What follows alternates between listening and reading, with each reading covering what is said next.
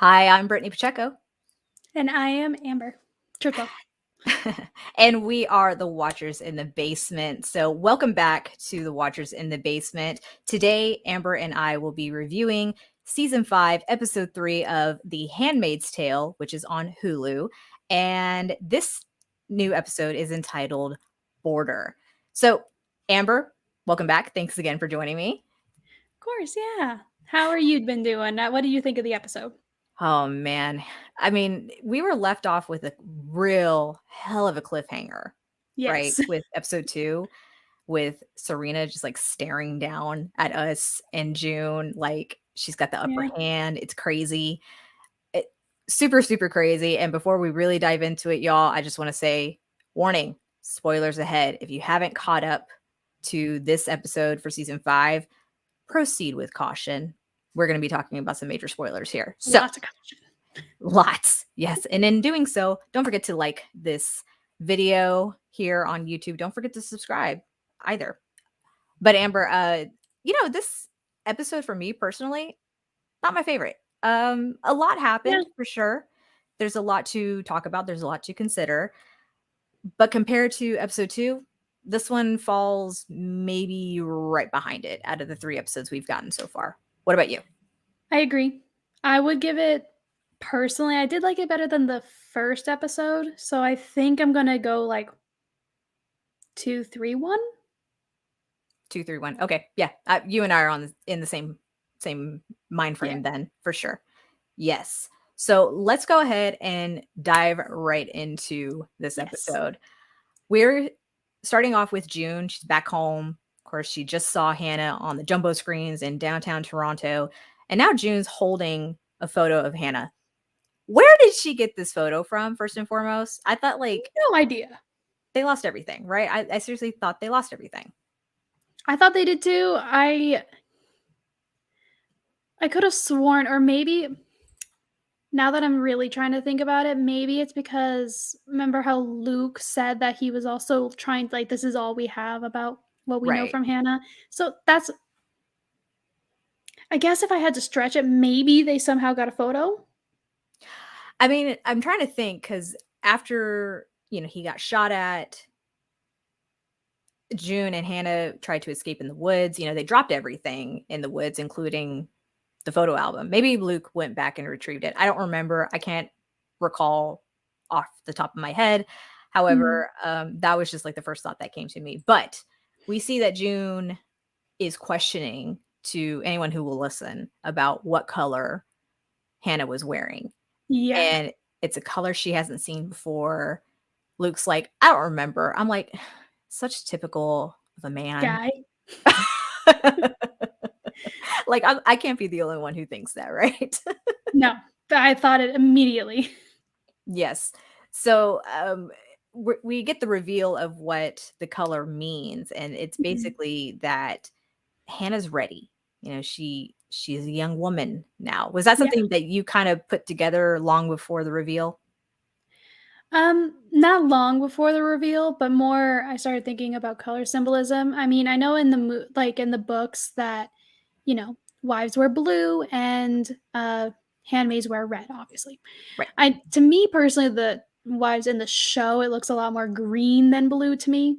It's more of a teal for sure. Yeah, and they say teal in this season, and so it's like I get it, but to me it still looks green. So when I started to think about color theory and things, obviously it's like mix of red and blue is purple, but I kind of want to know what that means. Obviously, we know that it means that she has flowered and she is a young adult now in the eyes of Gilead. But instead of just making her in the teal of a wife, or maybe even like a light teal, maybe they just. My thought is that maybe purple could be that they aren't really sure if they're going to be handmaids or wives. That's at least the vibe I got, which kind of made me very concerned. Because purple's a mix between the two, so it's like, why include? But consider that Hannah is a commander's daughter, so even to question, like, could she be a handmaid is just, I mean, to be a handmaid is disturbing on all levels, Yes. but for a young woman who just, flowered, Yeah. the idea is like, okay, we're gonna make her into a wife, we're gonna make her into a handmaid, maybe an aunt. I'm saying like, oh, the idea in itself is just incredibly Yeah. disturbing. And I think, like, yeah, it did definitely make me uncomfy, but it was a thought that I did think. So we don't really know where they're gonna go with that. Um, Right. we did find out that she is going to go to a school to learn how to be a wife. Mm-hmm. But even then, I would have expected Gilead to have put them in like a light teal or very like softer color, Like a kind of baby how they, blue, maybe. yeah, like a softer color of the wife. Mm, So to make it a little bit more prominent, like, hey, that's what it is. right. But or maybe they just did purple to confuse us intentionally. I'm gonna go with that for sure. But uh, we're getting a little ahead, but I just wanted to go ahead and address the color significance anyway. Hannah, as a young woman, her fate in Gilead is just it's very scary for June, of course. And June, as her mother, wants to do something about it. Well, then Moira drops some news that really pisses Mm-hmm. off June. And that news is that there's a group of Gilead refugees slash rebels, if you want to call them, who are monitoring the border that maybe can put June in touch with Nick. And I was like, for June to get upset with Moira about keeping that info from her, I was like, this is a little silly just because Moira, again, the only person who has like a moral compass in this show out of anybody. I'm like, June, I don't think you're really in the right state of mind to challenge Moira and say, like, Mm-hmm. it's not your decision to, keep stuff like that from me. And I'm Yeah. thinking, yeah, but you're kind of a loose cannon, just saying. And I mean, her reaction and her little, I guess, outburst kind of proves Moira's point. You think? Like, that was the entire reason why she didn't, is because she doesn't think that you are in a good state for this right now. And you kind of just proved that by being, a Hmm. little minor but ticking time bomb compared to the other stuff you've done. But still. Yes, I couldn't agree more. However, Moira does cave and says that she will take June to meet her contact of this border rebellion group, if you will, but that Luke can't join them because no men are allowed. And Luke always getting the short end of the stick. My boy is just so Poor unfairly dude. treated. It's like it's rough to be a guy. He really. What show are we watching, friend? Oh goodness, Uh, yeah. but I yeah, it's I did feel bad for him because I mean, he already feels like he can't really do much to help Hannah, help June, help I guess the cause. So as another reason why, oh, no men allowed. Sorry, bud, you're in timeout still. Yeah, it's curious how this, even though these women are outside of Gilead, right? They still operate as if they're still in Gilead with not Mhm. having much assistance from men. And Yeah. I say that carefully just because we will see Yes. assistance from a man eventually.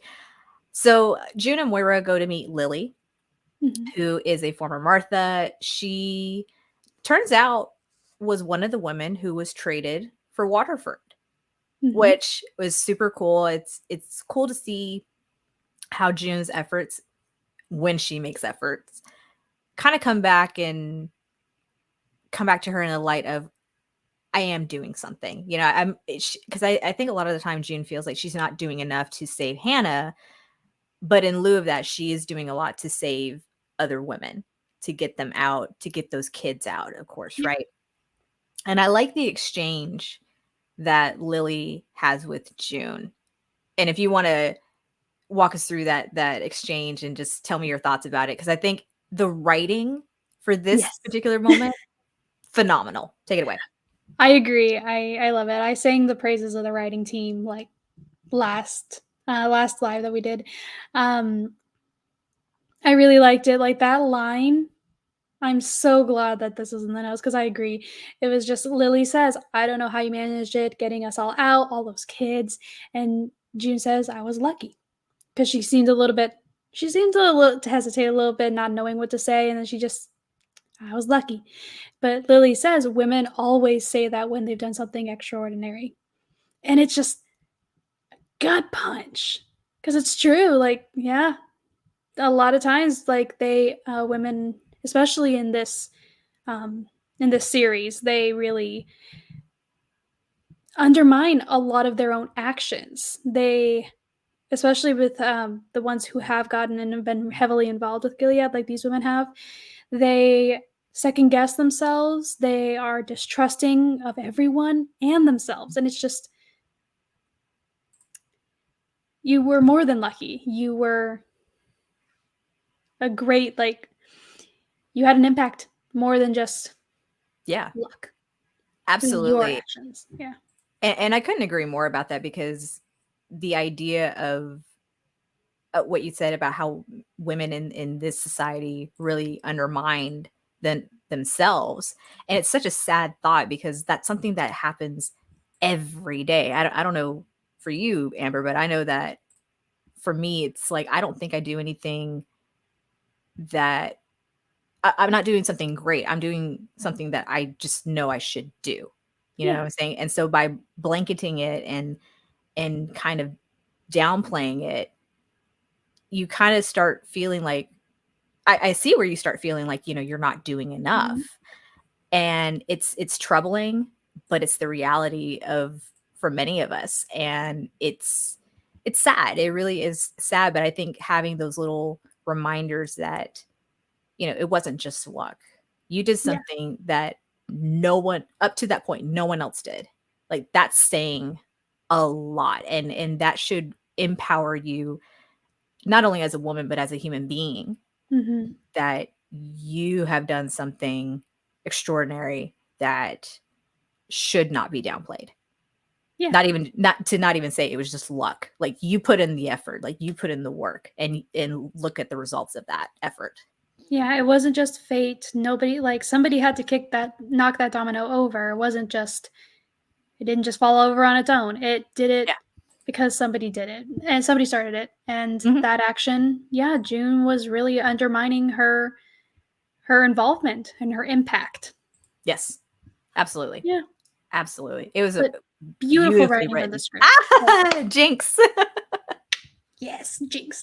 It was perfect writing from the script. I loved it. It was so good. And it's impressive with what Lily has done, not only within Gilead, because she said that she had expanded her operations inside Gilead before the eyes busted her, but she's continued that effort outside of Gilead. Yeah. And operates outside of, in this log cabin. She's got many followers, and they're packing, right? I mean, they are ready to defend. Like, let's not try to play with these women. Definitely. And it turns out that Lily and her operations base are part of Mayday, which surprises June.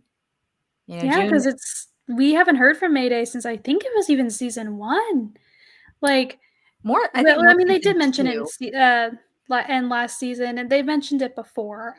They did, but it was always like a hint. Like, the most where we were like really centralized in Mayday was in the first like 2 seasons. Right. Well, I think the season finale for season 2 was entitled Mayday, and that's actually when June did get the kids out of Gilead.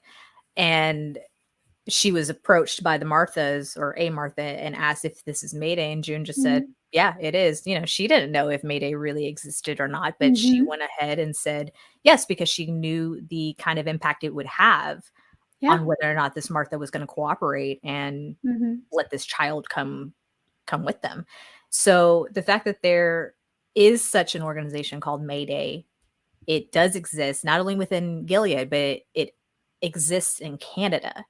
Like, that really pleases June to know that this isn't something made up. This isn't something that she said to, take the next steps. Yeah. This is real.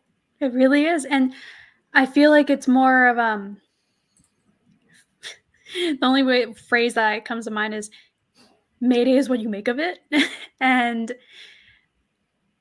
it's not like a for sure thing. It's not a for sure organization. Everyone, because it even seems like Lily, she didn't even really know what she was doing was Mayday. And then she figured out what it was. And she's like, cool, Mhm. okay. Like she fell into it. And I feel like the same way with June, like how she did with Angel's Flight. And it's, yeah, like everyone kind of just fell into it. It's not intentional, but Mhm. it is, that made no sense. But It's real. yeah.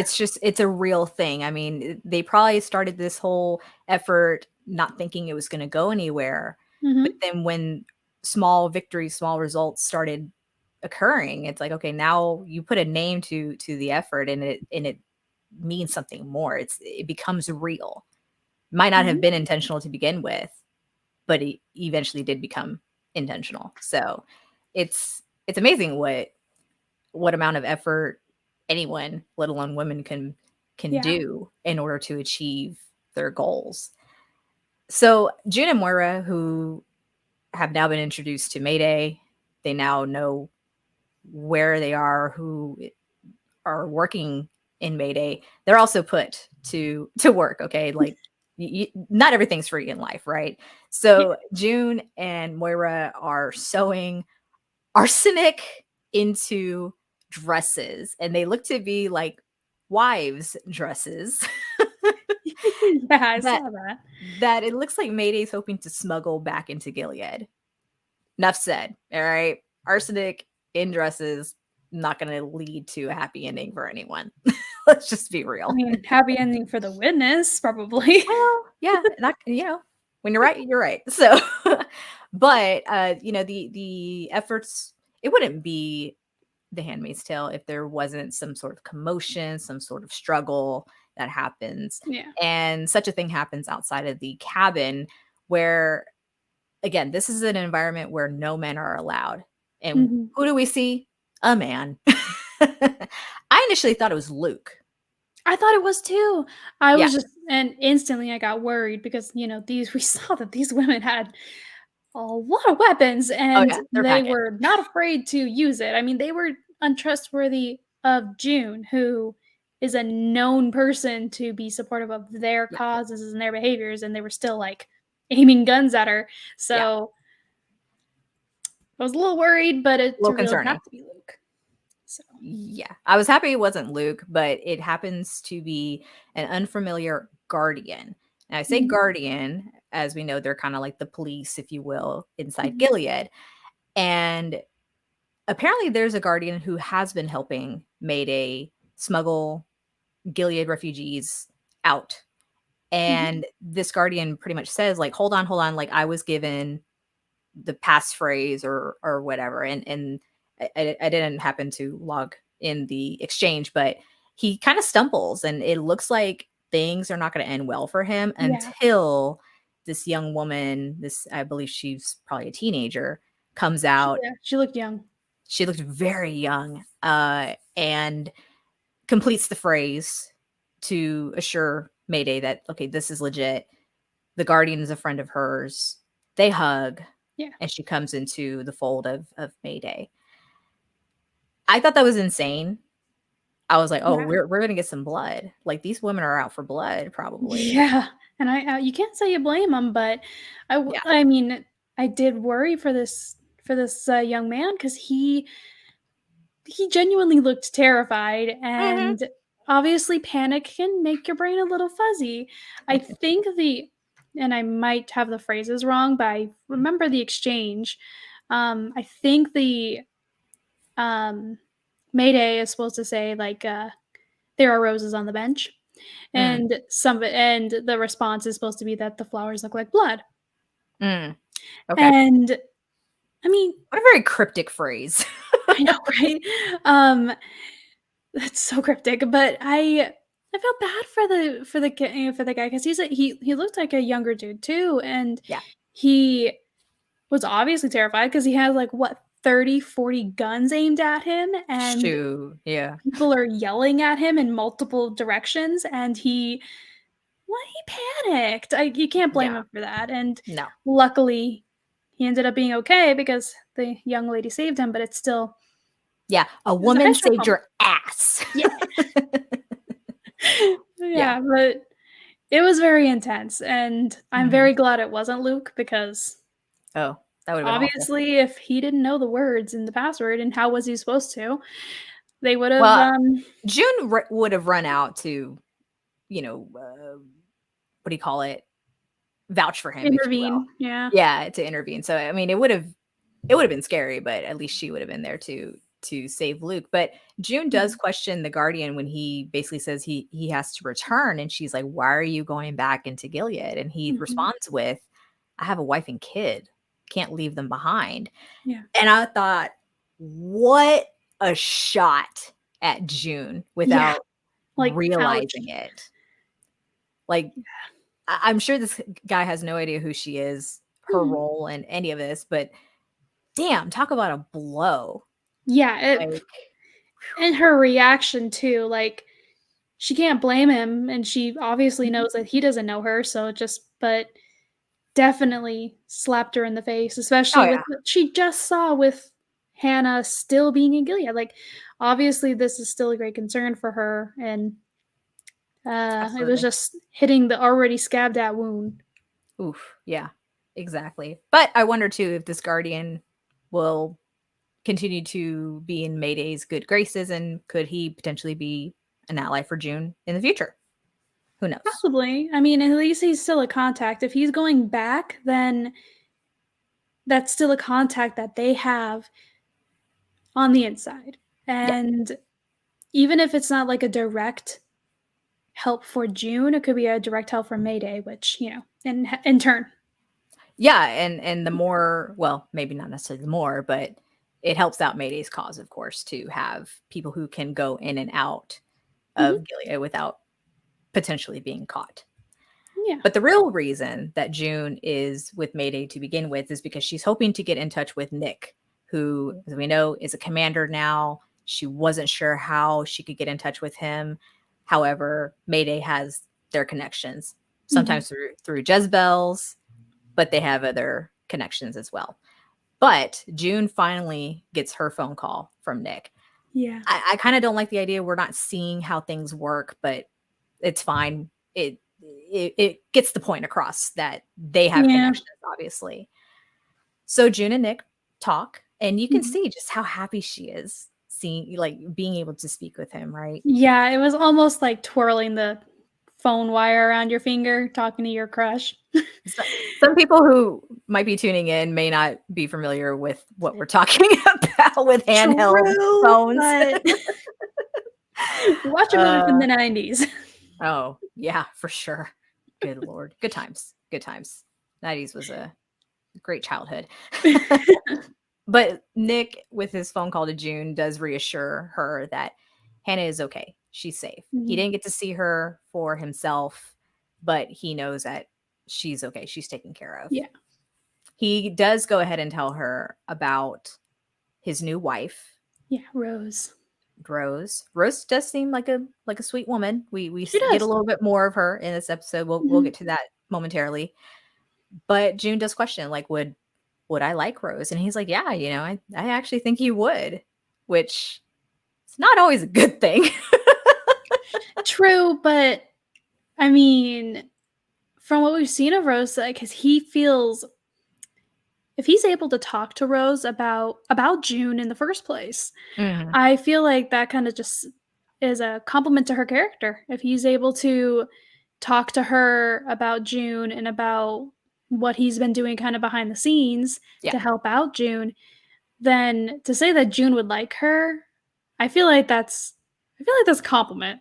Yeah, yeah. So, We're gonna take it that way. especially yeah, so I'm very interested in that, especially, like, I'm interested if maybe in the future, in some way, shape, or form, Rose and June were to interact. It's a big maybe.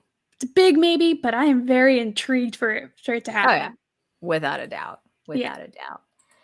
Nick also tells Mhm. June and really warns her, if anything, about Commander Mackenzie, who, as we know, is Hannah slash Agnes. That's her Gilead name, if you will. That Agnes's father, Commander Mackenzie, has quite a bit of power, and he is not afraid to show it. I'm pretty sure he's vying for Fred's seat now that Fred is More gone. likely. So that's a fair warning to be given. But also, we've already talked about this. This is how June finds out what the color purple means. It's through Nick. Yep. Nick tells her she's ready. And she's 12 years old now. She's going to be sent to a more or less a wives preparatory school. Yikes. Yeah. I can only imagine what that curriculum would look like. Because if we have examples, I know, if we have the example of Serena, whoa, rough. Yikes on bikes. Yeah, very scary thought. Amber, we talked about this offline, but the last thing that June tells Nick about try and be happy. Yeah. What did you think of the scene that played out on Nick's part?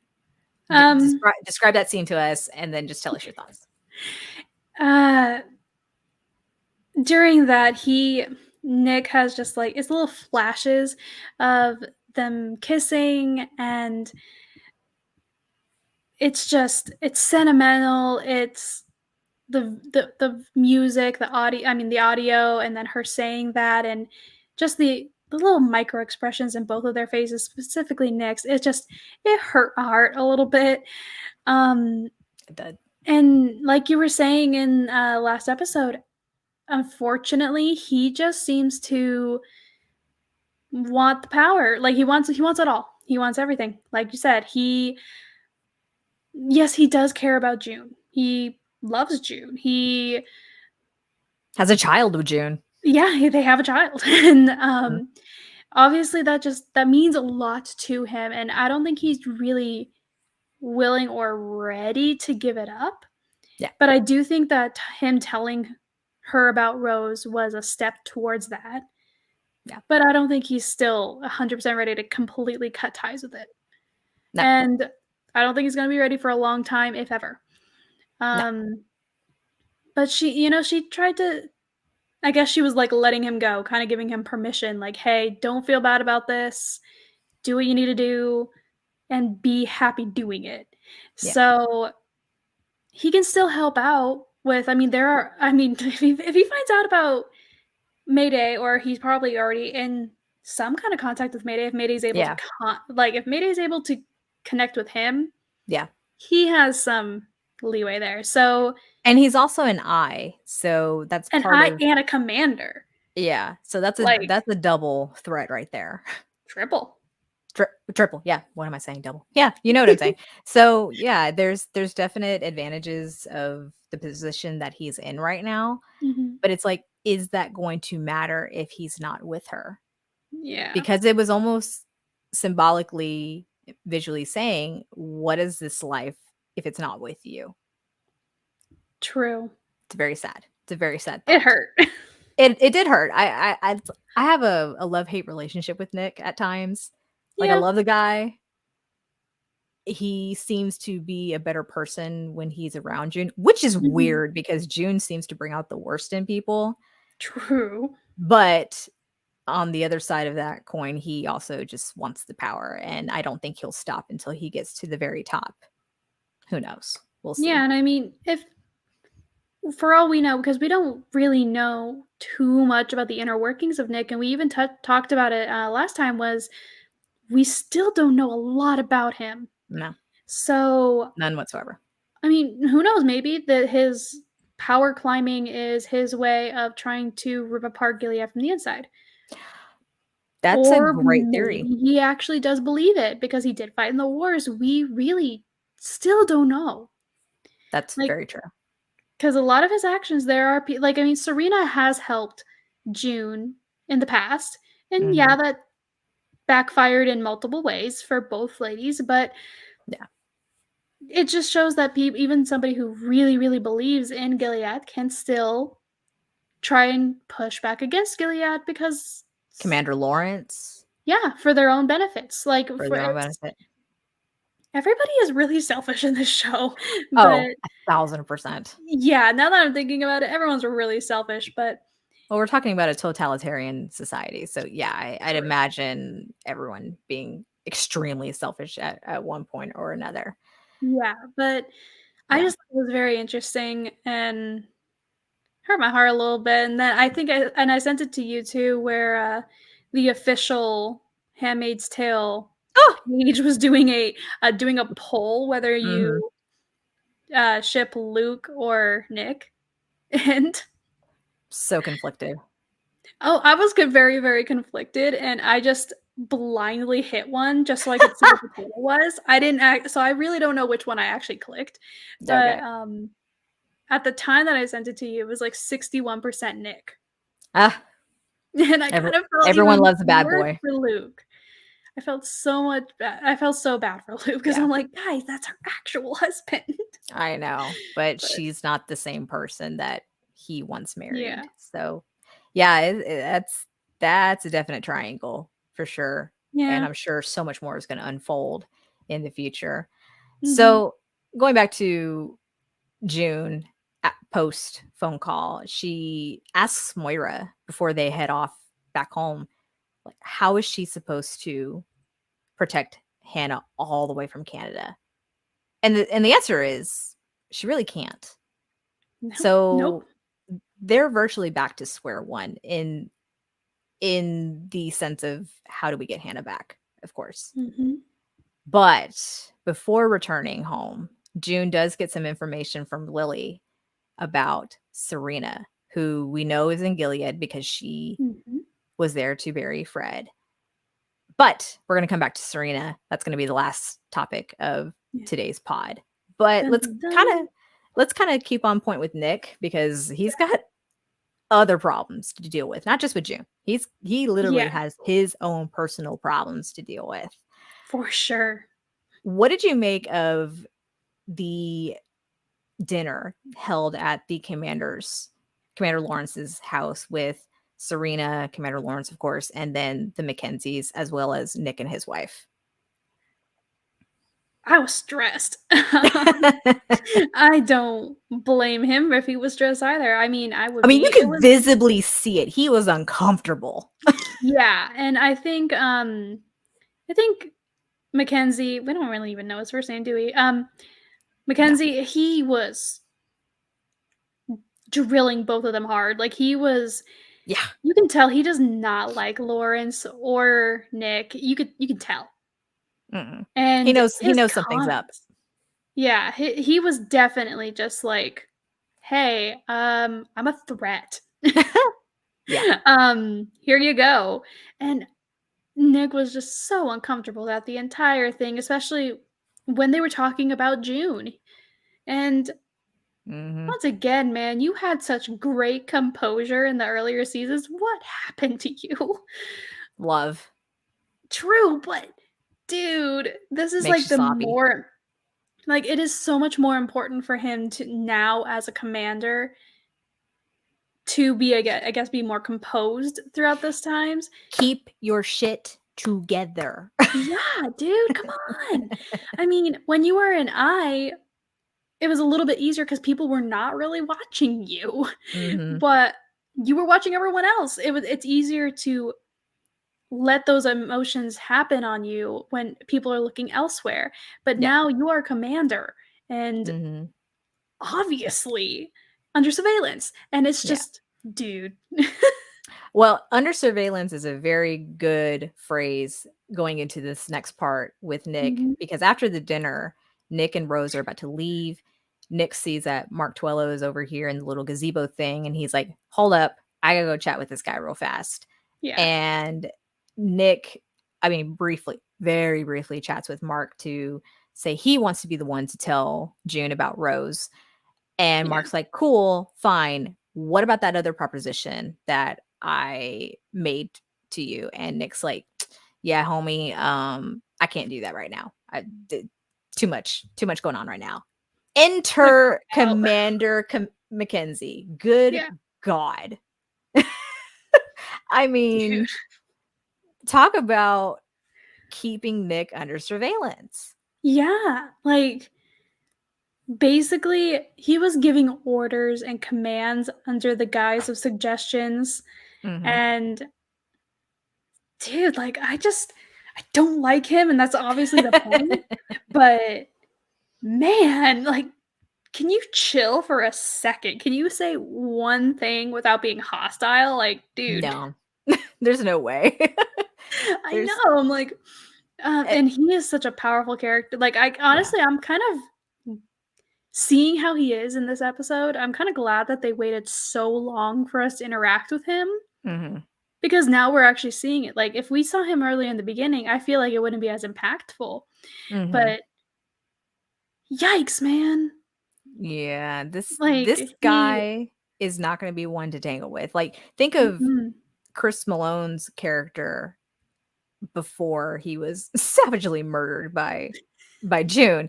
You know, that guy in DC was a very powerful individual, mhm.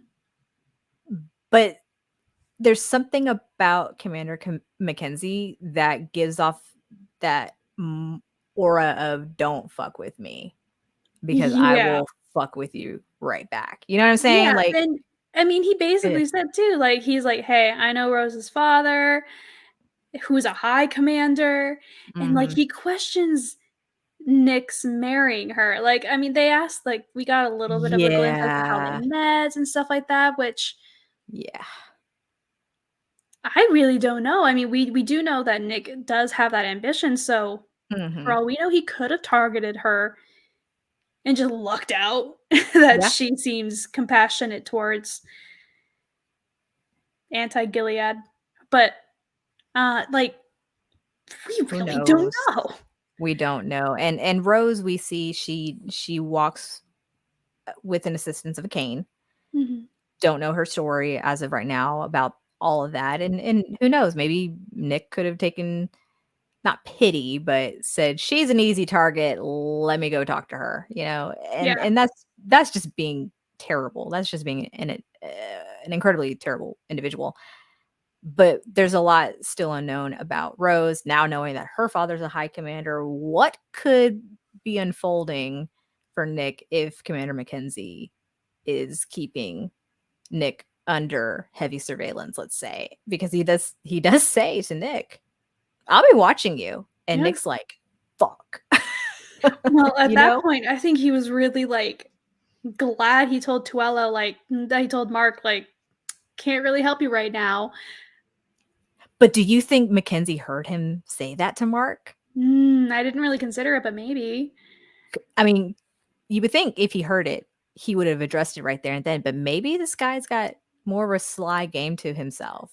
Like, Maybe, "I 'cause I I hadn't heard considered it." that, but I just to me, it sounded like more it would have been a relief that was what was going through Nick's mind Mm, to me. Like, was that he was just like, "Well, glad yeah, I got out of that." right? Because dug He my own grave there.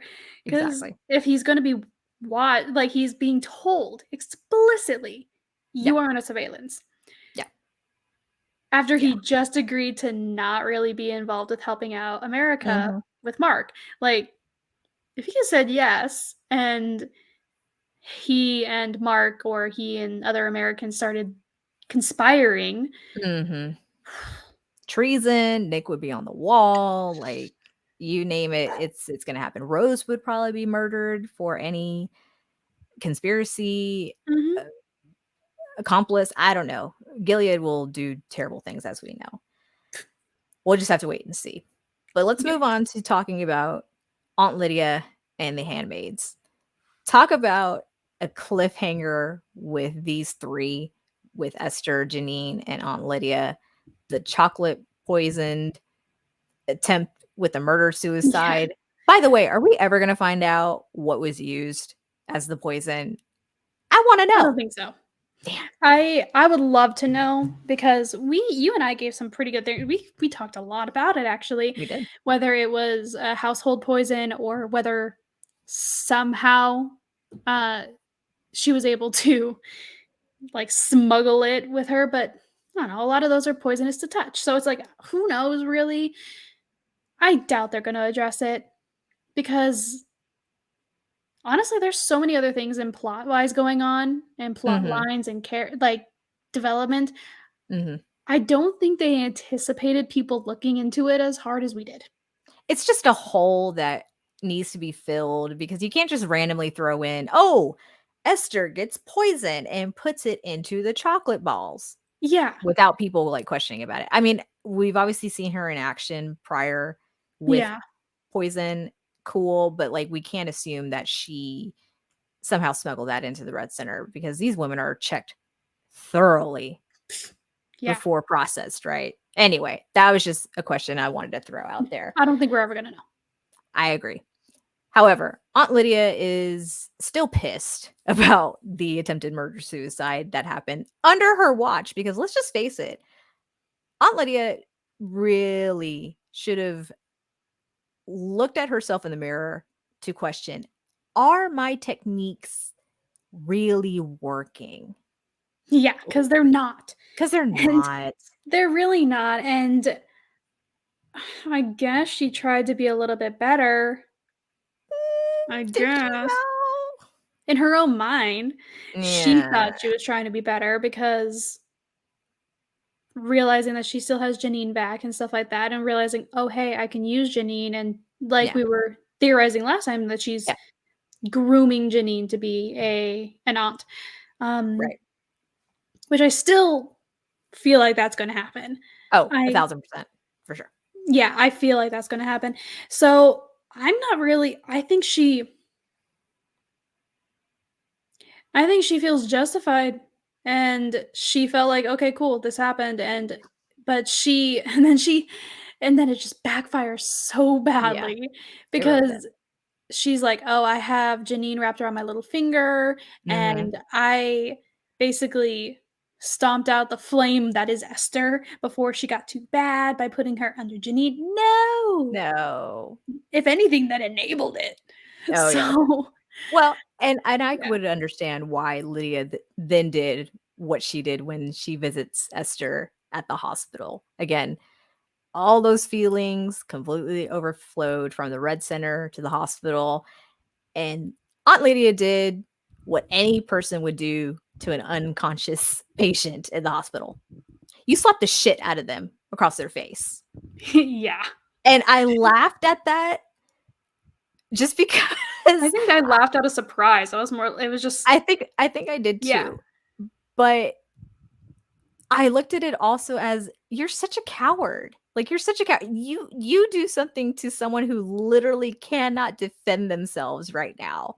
Oh, yeah, for sure. And we obviously saw her be brutal with June with the what do you call it? The cattle Yeah.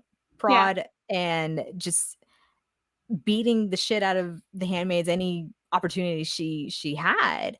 And it's like you are such a coward. It's crazy. And then flip the switch. She goes to Janine's room and drops to her knees, Wailing. bawling, wailing, Yeah.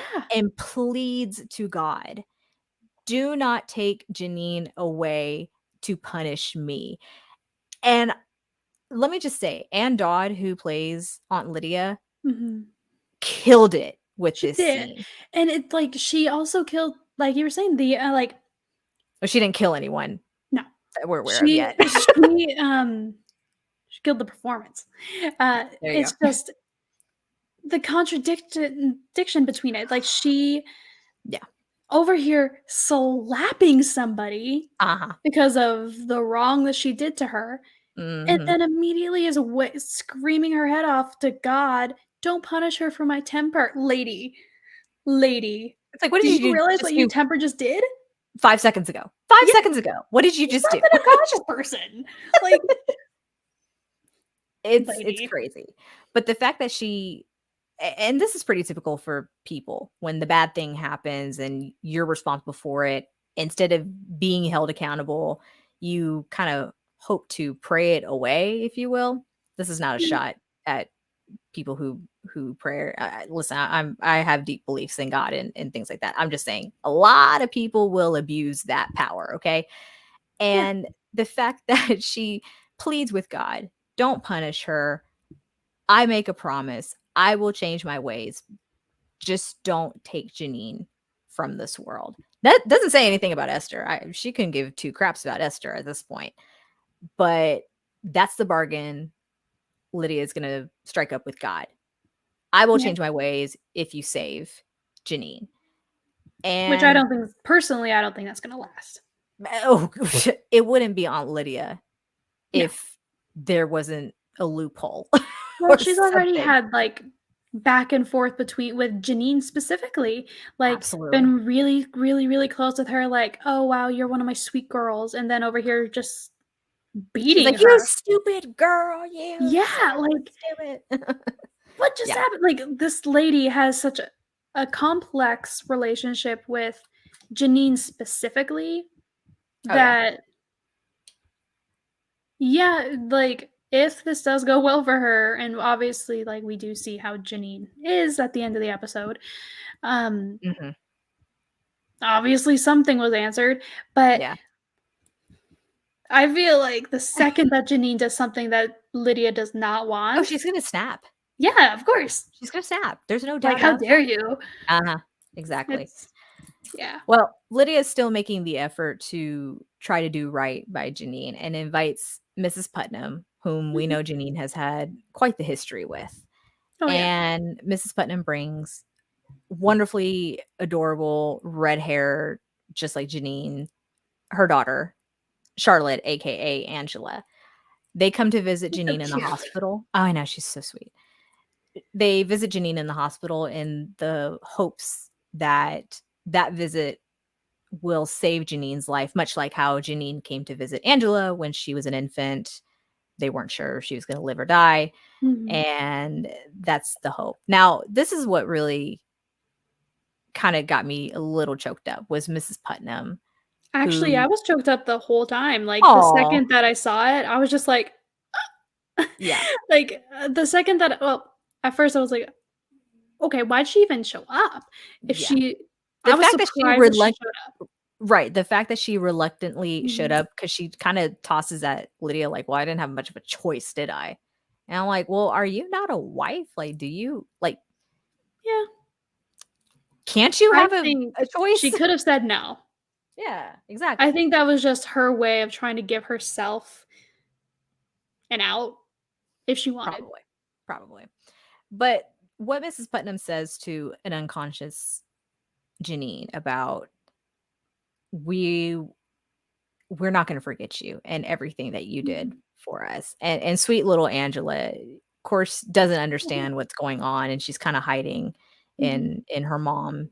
But you could see just like half of her face, and but her little hand was on Janine's hand. She was so sweet, and I loved it. I thought that was very appropriate to have Janine's daughter be there for her, just like how Janine was there for her daughter.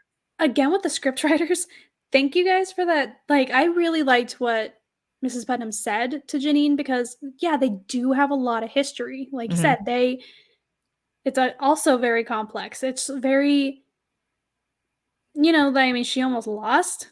Like, Charlotte/Angela was almost lost because of Janine jumping the bridge. Like, and that obviously upset Mrs. Putnam, but obviously then when she was in the hospital, like we just mentioned, that was able to save the baby by just having Janine there. So it's very, very intricate. And I feel like she said just enough. Yeah. Like saying, I'll make sure that Angela knows where she got her smile and her what was it? Her personality or something like her her kindness. That was like, that just kind of broke my heart a little bit, because you could tell that she was getting choked up, and she was, you could tell she meant it. Yes. And it was brief. It wasn't just saying it just to say it. No, there was heart in it. Yeah, like, she didn't need to do that.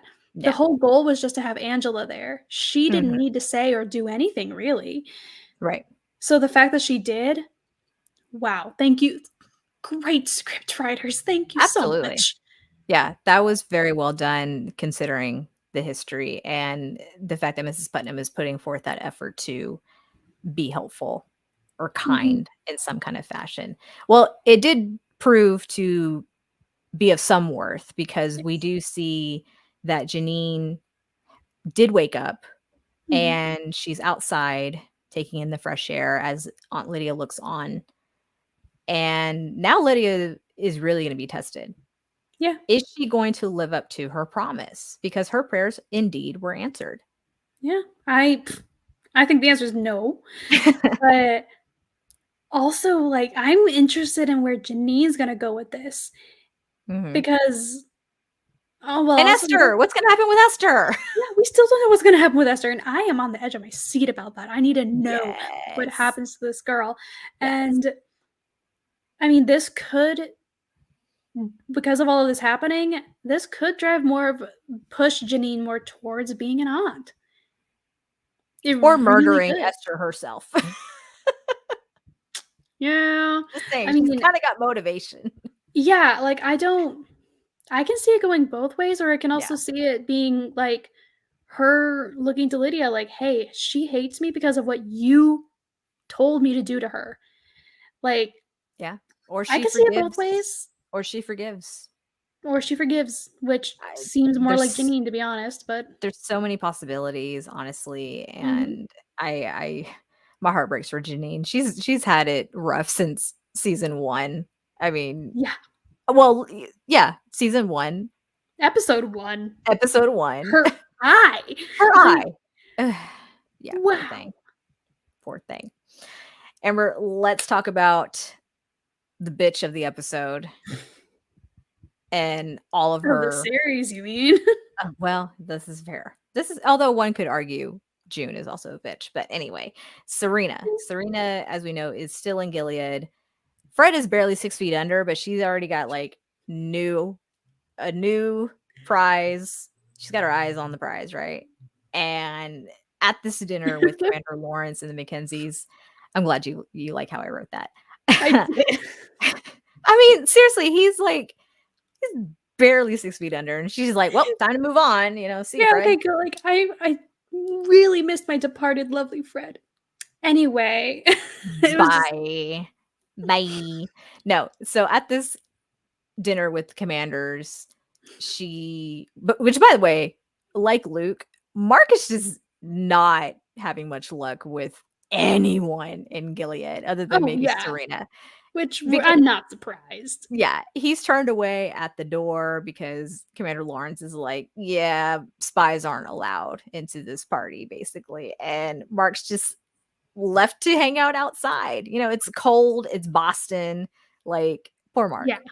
There's snow. He clearly does not get paid enough to deal with this shit. Doesn't. Let's just be real. But the topic for dinner is none other than June Osborne. Everyone's mutual adversary, except maybe Nick. And maybe Commander Lawrence, depending on how you look at it. But clearly Commander Mackenzie has some very strong feelings towards June Osborne, as well as Mrs. Mackenzie. They're flabbergasted as to how such a sweet angel that is their Agnes, Hannah, came from such a devil woman.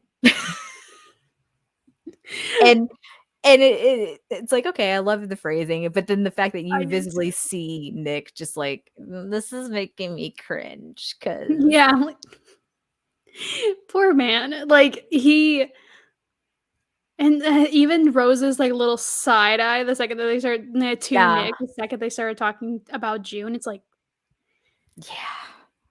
I don't know. It's a little much. But this is what really got me, and I'm like, oh, we're really going to go to war at this point, is when Commander Mackenzie says of June, she's a cancer that needs to be taken out. And I'm like, oh, that's not going to be good. And I'll bet you $100 that he's going to put Nick at the forefront of locating June and terminating June. 100%. Yeah. I definitely, especially with just the energy that he was giving off towards Nick about him rising up through the ranks and stuff like that. And I'm watching you. It's definitely like, he knows that they have some kind of relationship. Whether he knows that because I don't think anyone other than Serena knows for sure that Nicole is Nick's daughter. Right. Like Serena definitely knows it, but I don't think Oh, anyone yeah. else really knows about the relationship between Nick and. And if they do, they're just not saying anything. Like I wouldn't be surprised if Mhm. Commander Lawrence wasn't aware of that particular parentage. And Yeah, I think Lawrence definitely knows, sure. and he's just not saying anything. But Yeah. dang, like it was just such an impact. Like a cancer that needs to be cut out. Yeah, he's going to be put at the forefront, and Oh yeah. that's why we're all here. Because Mhm. I, at first, I was like, it made a lot of sense why they would have Serena there because of the connection with June, Mhm. but unless the Mackenzies know about Nick's connection with June, why was he invited? That's very true. Why was he involved? That's very, Unless very they true. know something, it makes Mhm. no sense for Nick to be there. That's true, And but Nick has now kind of attached himself to Commander Lawrence. So if this is being held at Commander yeah, Lawrence's house, then it would seem appropriate or natural for yeah, Lawrence to invite Nick because let's just face it, he's not a fan of the Putnams or no, Commander Putnam and his despicableness, no. but it is what it is. But I got the vibe from at least from the direction of it, that I felt like, yeah, this was hosted at Lawrence's house, but I Mhm. think Mackenzie's. Do we know who for sure set this dinner up? Because I don't think so. I felt like it was the Mackenzies. That's very possible. Anything Like, is and they're just possible. using Lawrence's house.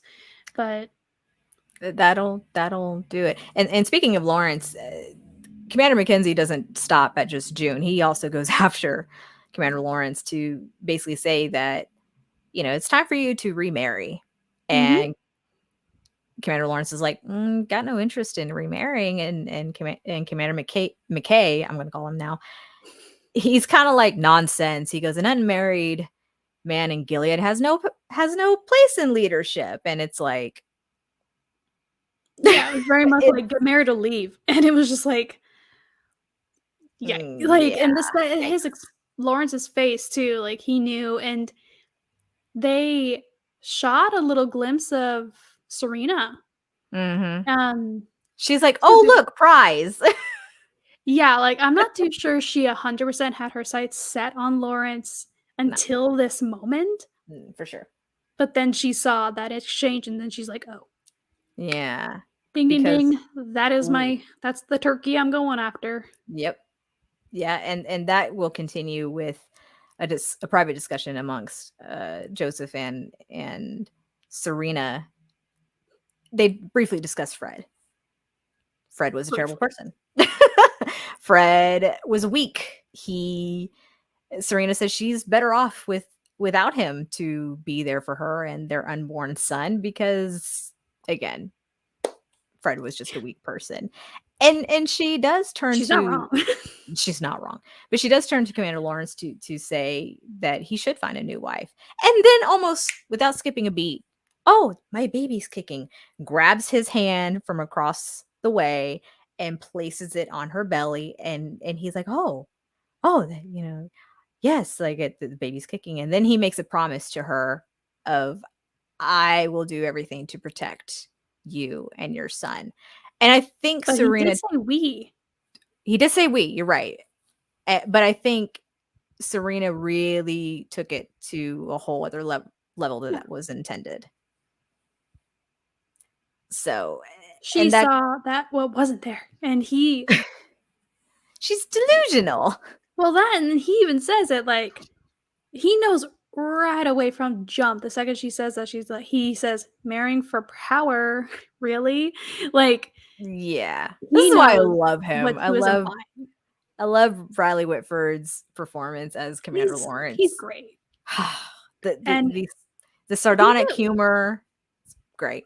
Like, sorry, Serena, you're not subtle. Like, you think you're playing this complex, intricate game, but you're not. Listen, Like, the only game she really is playing is with Mark, okay? true. Because even back at the hotel, she invites him to discuss things, and Mhm. Mark kinda, like, lights up a little bit. He's like, "Oh, we're gonna talk about things in her hotel room," and she's like, "Yeah, I'm staying here." Crush goes his face. Yep. And talk about the romantic tension in the room, because he pleads with her, basically saying that women have no place in Gilead, and the fact that there there's essentially nothing for her in Yeah. Gilead, and she's basically saying, "This is my home. I'm gonna be protected here, blah, blah, blah." She's putting the cart before the horse, of course. Ha, that rhymed. And then she tenderly either kisses or just presses her cheek up against Mark, and I'm like, my heart just went because I'm sure something else went for Mark, but but sorry, I had to throw that in there. But they're interrupted by a messenger who sorry. We're gonna get through this, I promise. Just keep They're going, I'm fine. they're interrupted by a messenger who tells Serena that she's been summoned to the commander's council the following morning. And she's like, "Oh, well, did Commander Lawrence call this, summons?" And messenger's like, "Bitch, I don't know. Like, just are you gonna be there or not?" Basically. Yeah, And and Mark's face too, because I think because she said, he said an unmarried woman doesn't have much rights in Gilead, and then yeah. she's like, I don't think that's going to be a problem, and then she's like, oh, did Commander Lawrence call this meeting? It's like Lawrence. he's Mark's not stupid. He's right there. He's like, Yeah. he was looking at Serena like, are you kidding Yeah. me? He's like, He- "Really? You're gonna go for him over me?" Yeah. Sorry, Mark. yeah, I feel bad for Mark. He's like, You ain't it. You ain't it." But it proves that things aren't the way that Serena thinks they are when she's at No. the council. Because even when she encounters Commander Lawrence before the council, she's like, "Oh, did you call this, and did you call me to the council?" And he's like, "No. Serena, do you expect anything from me?" And she's now called out Yeah. on it, and she's like, "No. Whatever do you mean?" kind of reaction. And he's like, "Okay, good. Just so we're clear. Yeah. Good." Talk a talk about the council and what they tell Mhm. Serena. Amber, break that down for us. Yeah, they decided that she should go back to Canada just to be I think they just wanted to wash their hands of her, let's be honest. Like, they noticed, "Hey, you're already causing trouble. You made us have this big, huge affair, this Mhm. whole shindig for Fred," which we already disagreed with because they did, like, they didn't wanna do it. And even Mackenzie, sorry, real quick, Yeah. at the dinner, he even says to her, "Oh, it was a beautiful farewell," whatever you wanna call it, alluding to that. He goes, Mhm. "However, we would have liked to have tried him as a traitor." And it's like, damn. Yeah, and I think she needed to hear that. Yeah. Granted, it kinda sucks that she already told Mark that she wanted to stay, Yeah, but yeah, that's yeah. kind of her own fault for getting too cocky too far ahead, and Mhm. all I was thinking about throughout and I told you, offline that I thought this multiple times throughout the episode is, "What y'all expect? Yeah, Like, are exactly. you really surprised?" And I don't know, they said that, they want her to that she doesn't really have a place there without Fred, and I think they literally just wanted her to get out. And Pretty just much. so that she wouldn't kick and fuss about it, they said that she will serve as an ambassador representing their sacred republic. And Mhm. it's just they just wanted her gone. They didn't Oh, yeah. care. I think if Yeah. she gets any contact or direction from Gilead past Toronto, I would be surprised. I would too, and I think Commander Lawrence softens that blow a little bit because Commander Mackenzie takes a real abrupt matter of fact, "This is what we've decided," kind of Mhm. matter. And Lawrence says, and I quote, "You're an unusual woman, Serena, and we don't have the proper infrastructure for unusual women to live within our borders." And that has to be such a blow because, again, she helped Fred create Gilead, and she Mhm. basically helped women lose their rights, Yeah. which is so crazy to me. It's insane, and It's kind of like you reap what talk you've about biting sown. the hand that feeds you. Well, Bite the hand that created you. she's now reaping what she has sown. And Mhm. it doesn't matter who you are, Serena Joy Waterford, you too can get the boot just like anybody else. So Yeah. she clearly is one surprised. I'm sure she's incredibly disappointed, but more than anything, she's pissed. Like Yeah. you could just see it across her face. She's pissed. However, Serena wouldn't be Serena if she didn't make any demands that include I will need a staff. I'm going to need a substantial budget. She says it's just like that. And quote, protection from those that would hurt her and her baby. To which You. the commanders agree. Send Yeah. her on her merry little way. And she gets on the plane with Mark. And he kind of looks at her and says, "Well, we were told to hold the plane." He's like, "Welcome back." Which I really wanna know his inner monologue then because, I Oh, mean, man. Yeah. he isn't like I said, he isn't dumb. He saw her that obviously Commander Lawrence was her target, Mm-hmm. and she seemed so sure of herself, Mm-hmm. and, I mean, she must have been really humbled from it, and Is let's she hope that truly actually ever sticks. humbled, though? Like, is she No, truly? I mean, You know what I mean? that lady doesn't have a like, a humble bone in her body. Yeah, That's the phrase I was looking for. yeah, I agree. Yeah, And even when they arrive back to Toronto, Mark says, "Okay, back to the detention center," and she just kinda gives him this look, and she's like, "Fine," and walks away hurriedly. You can yeah, hear the heels click, click, click, click, click, and she's also greeted by supporters outside the private airport, outpost. and she calls those supporters servants of God.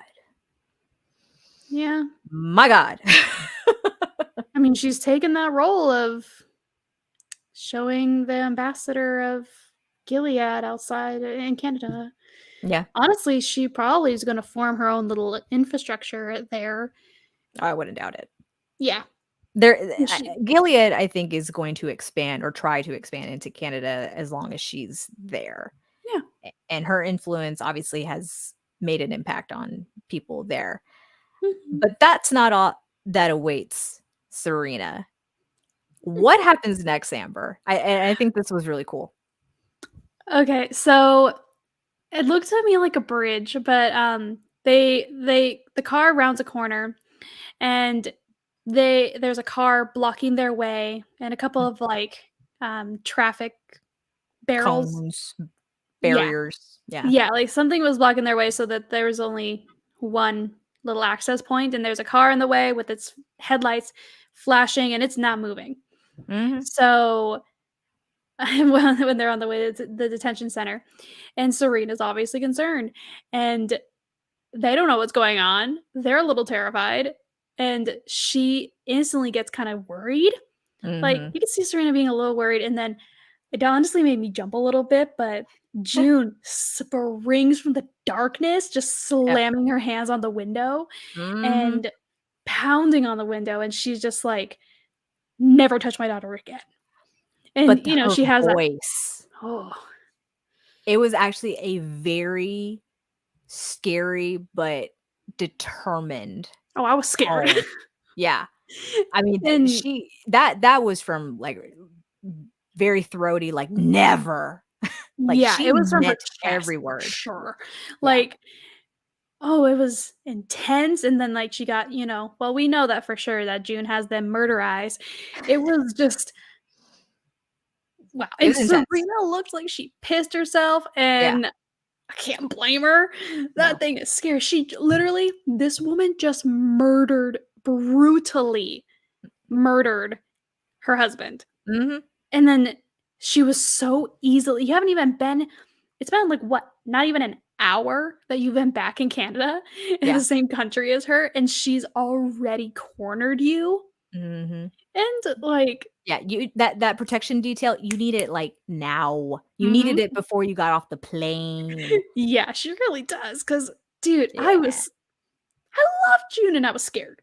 I Yeah. was That was intense, and because Mhm. June says that phrase a couple of times before Serena Yeah, she yells does. at the driver, Like 3 or 4 like, times. "Throw it in reverse, let's get out of here," kind of Yeah. thing, and June watches that car drive away, and then she makes, like, a badass turn towards her car and end scene, but, like, now it makes me wonder if Gilead is truly going to fulfill the promises they made to Serena, getting a staff, getting the budget, and then getting that protection that she asked for, because clearly they didn't show up with all that for her departure. So I loved it. I thought that was a really badass way to end this It was a great episode. ending.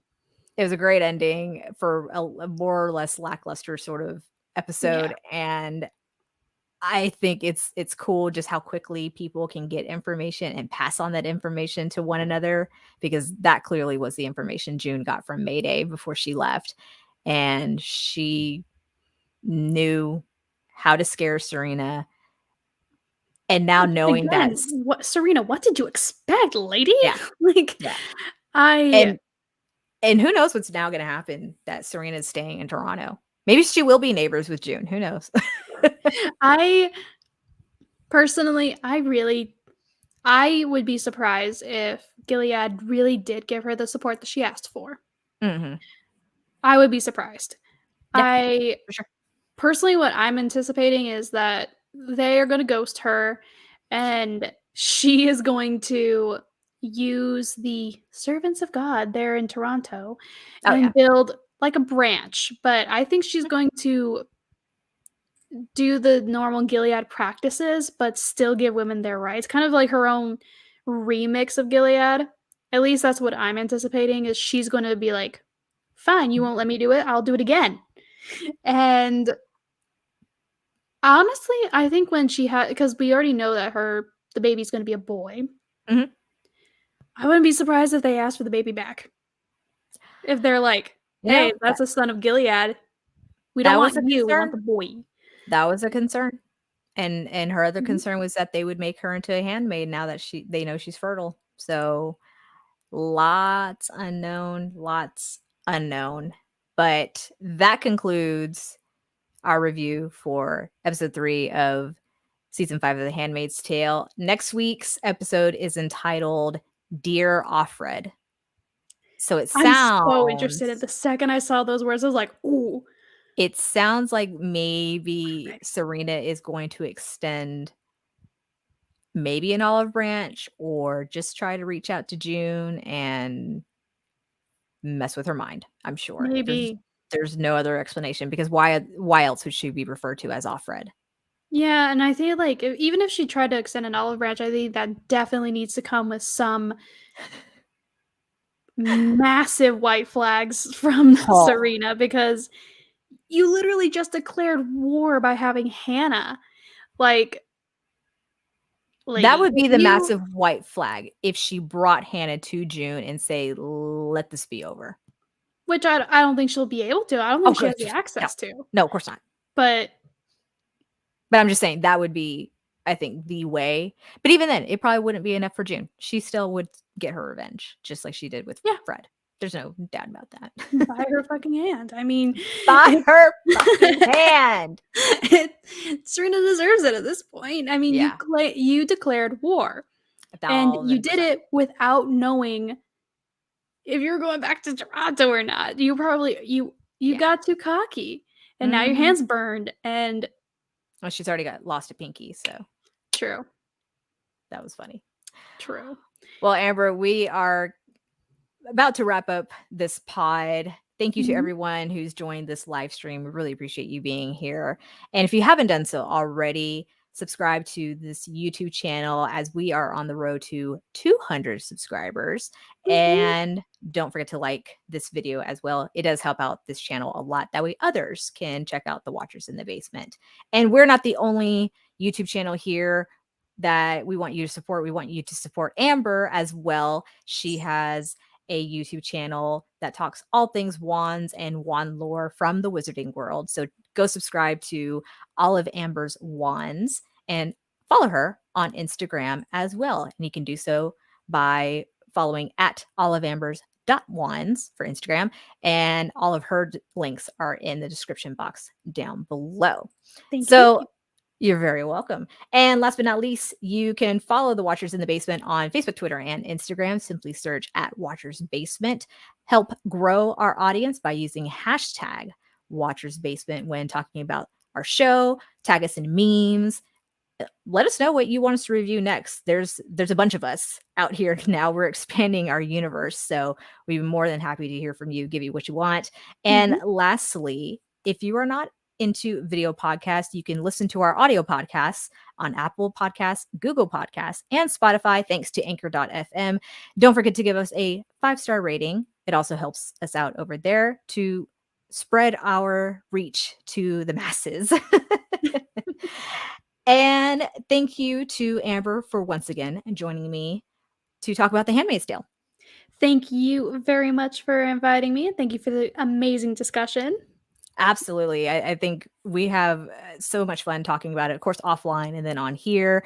We definitely want to hear from our viewers and followers. So join us in the chat next week as we discuss the episode 4. Let me get this right. Season 5, episode 4 of The Handmaid's Tale, entitled Dear Offred. We'll be back next Friday at the same time. So we will catch you later. See and you Amber, then. By her hand. I was going to say under his eye, but I'll just say under her eye. Yeah, under her eye. Let's just switch everything in Gilead to her. We're changing the pronouns. Yeah, under her eye. Under her eye.